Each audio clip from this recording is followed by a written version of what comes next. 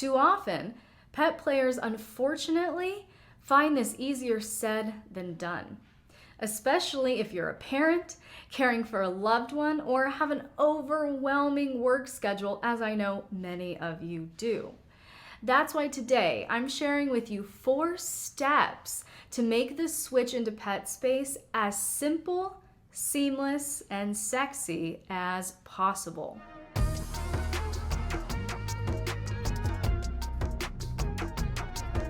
Petplay within BDSM is a form of role play that involves adopting the persona of an animal, such as a kitten, bunny, pup, or pony. In part 1 of this series, we covered the basics of everyday pet play, including the personal motivations for pet play, primary types of pet play, and how your power exchange dynamic can benefit from this kink. In part 2, we covered the most common types of kinky pet personalities and the major differences that age and breed can make in the demeanor of a human pet. And last week, we laid the foundation for our discussion today as we define the distinction between an animal role play and an animal-human hybrid pet. So check out the links to the first 3 parts of this series in the description below if you've missed anything, because in this video, I'm going to show you how to find your switch point for a seamless and sexy transition into this kink. As we established last week, kinky pets don't have to settle into a fully animalistic headspace where they consciously turn off their ability to communicate in human ways or even understand their native language. But in either case, you will need to switch out of a fully human way of thinking and engaging. Too often, pet players unfortunately find this easier said than done, especially if you're a parent, caring for a loved one, or have an overwhelming work schedule, as I know many of you do. That's why today I'm sharing with you 4 steps to make the switch into Petspace as simple, seamless, and sexy as possible. And the first step here is to negotiate a clear locational cue with your partner. Petspace can be a wonderland of imagination, play, and relief from stress and responsibilities. As such, this space must be protected with clear boundaries. This is why I disagree with the advice that kinky pets should carry around pet-related objects as a reminder of their role or role play, but we'll get to that in a moment. I've heard many mental health professionals throughout the years advise on a similar principle, which you're likely familiar with as well, that the bedroom should only be used for sleeping and sex. Why? What's the purpose of that? To create a subconscious transition for your nervous system so you can reach a sense of calm and pleasure, leave the day's worries outside the bedroom door, and rest. It's about helping your brain compartmentalize and stay completely present in the moment. And the same principle applies to Petspace. It's about creating a stark contrast between who you are in vanilla life and work and responsibilities and the role you wish to escape into as a kinky pet. And this applies in many ways to all forms of BDSM play, scenes, etc. Because this clear locational cue can be anything from parking your car in the garage, walking up your apartment stairs, crossing the threshold of your front door, stepping out into the backyard, entering a designated room in your home, and much more. But do you see what I'm saying?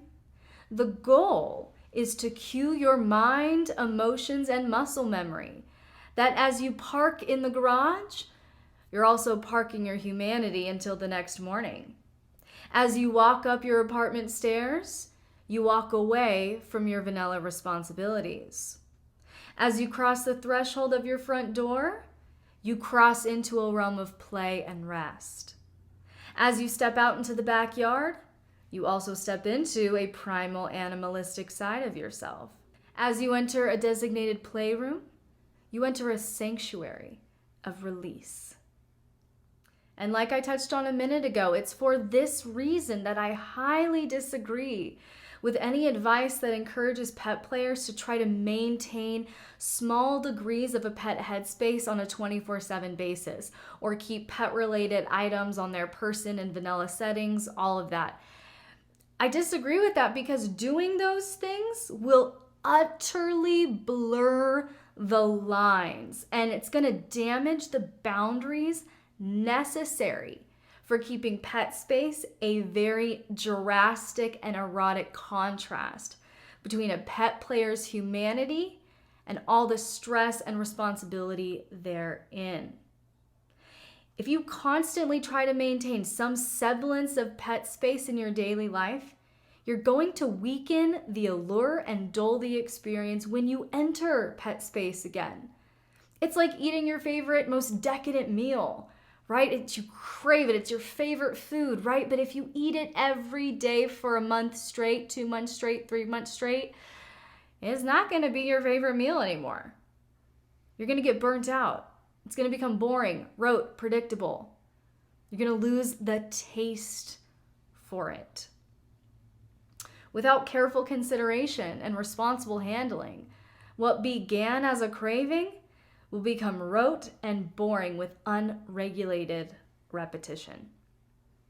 Additionally, I feel this is a half-formulated redundancy due to the fact that a human pet will naturally come across a variety of erotic reminders of their secret play in everyday life, like driving past a pet store, seeing a biological animal that they play as, watching someone walk their dog on a leash, passing a pet play food or treat while grocery shopping, etc.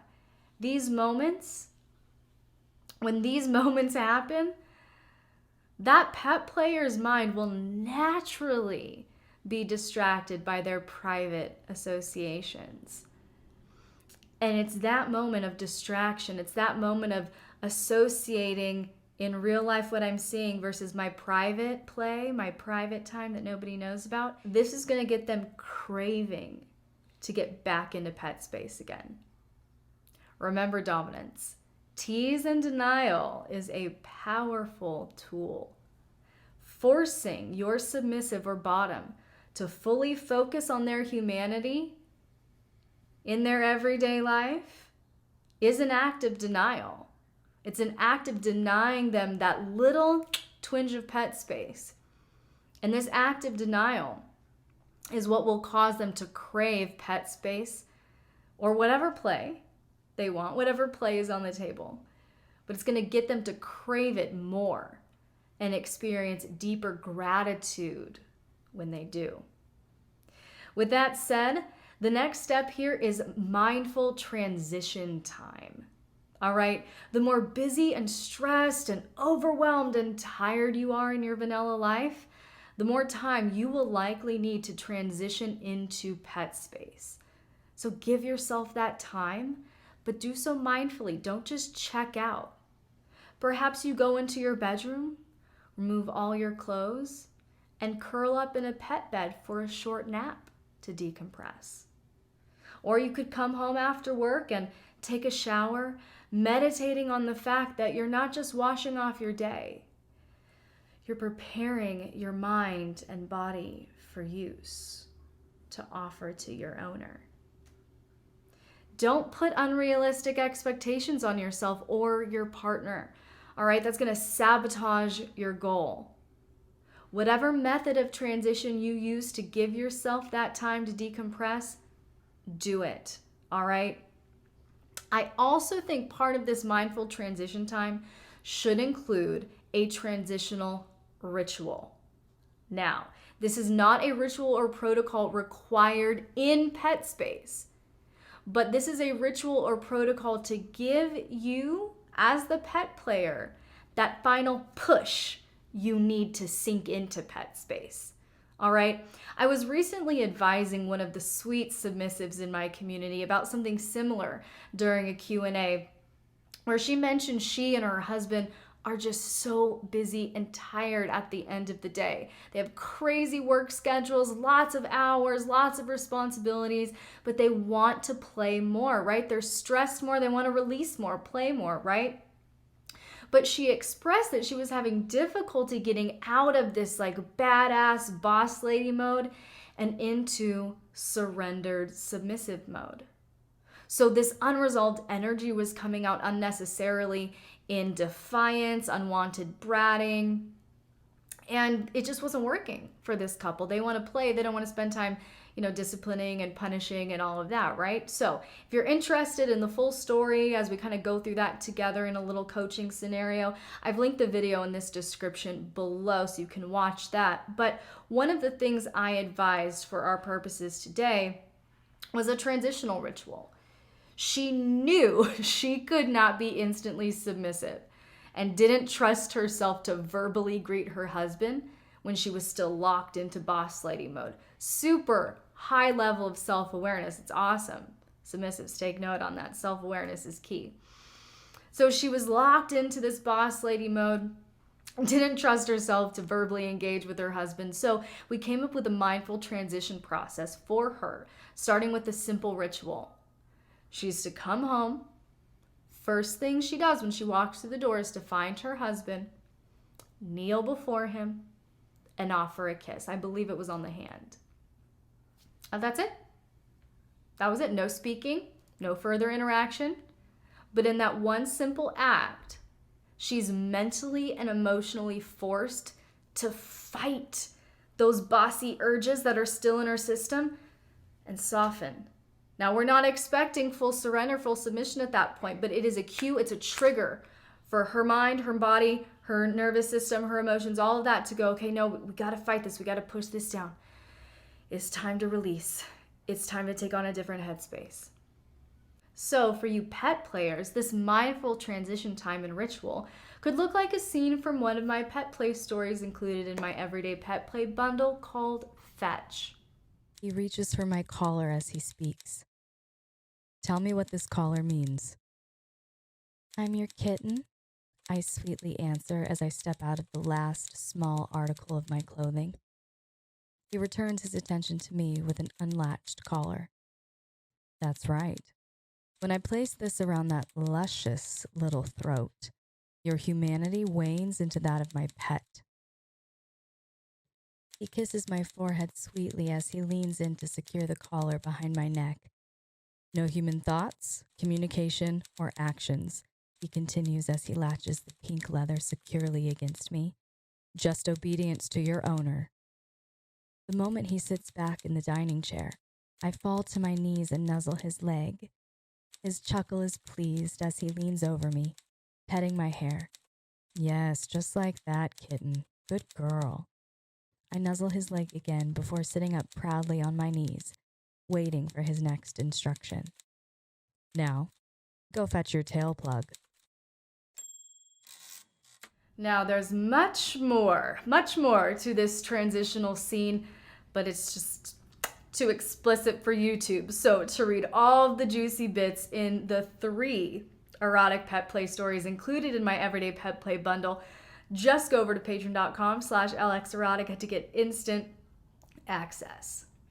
But back to this example, where as part of the submissive's transitional time, which is one of the sections I can't share with you on YouTube, she was instructed to retrieve a series of kitten gear and then was methodically disrobed by her owner in a very delicious way before the actual collaring, which served as the transitional ritual and final push into pet space.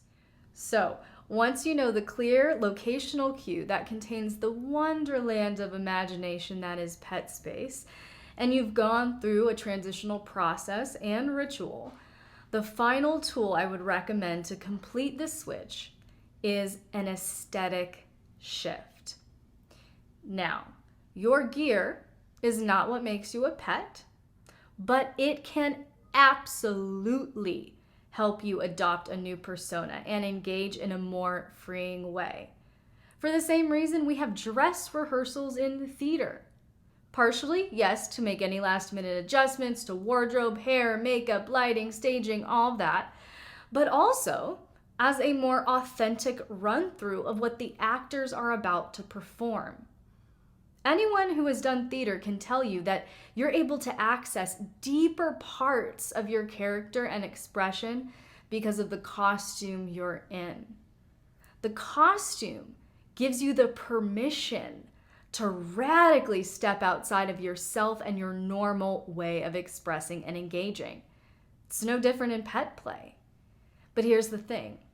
Your pet play gear doesn't have to be extensive or costly. Yes, you can, of course, rack up as many costly custom items as you want. Knock yourself out. But you don't have to. A pair of socks with paw prints on them, you could even paint or stamp them on, could work.